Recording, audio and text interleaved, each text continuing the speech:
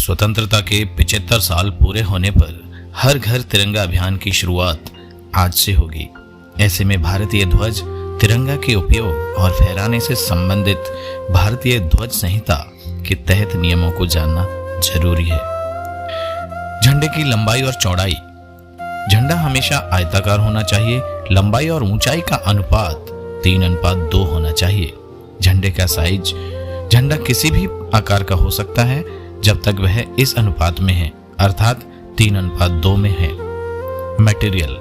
20 दिसंबर 2021 को एक आदेश के माध्यम से ध्वज संहिता में संशोधन किया गया है।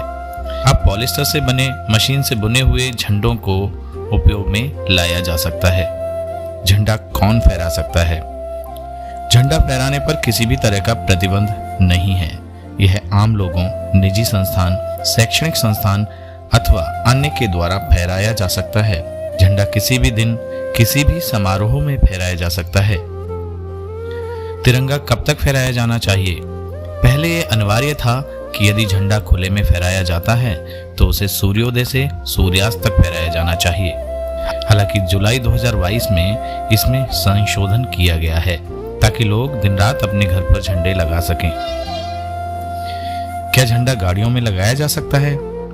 झंडा किसी भी गाड़ी में नहीं लगाया जाना चाहिए।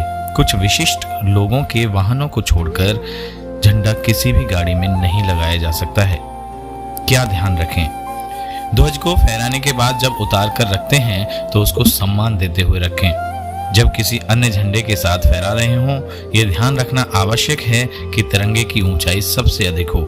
जिस पोल पर तिरंगा फहराया जा रहा है, ध्यान रखें उस पोल पर कोई दूसरा झंडा ना फहराया जाए। केसरिया रंग हमेशा ऊपर रहे। क्या नहीं करना चाहिए? फटे हुए झंडे को कभी नहीं फहराया जाना चाहिए।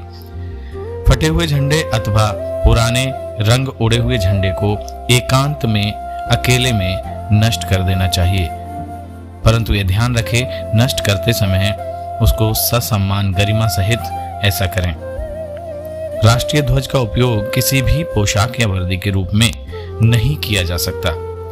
राष्ट्रीय झंडे का प्रयोग किसी भी गिफ्ट को या अन्य किसी वस्तु को रैप करने के लिए भी नहीं किया जा सकता है। तो ये थे कुछ सामान्य नियम। आशा है आप तिरंगे की आन, बान और शान का ध्यान रखते हुए हर घर तिरंगा अभियान को सफल बनाएंगे। जय हिंद।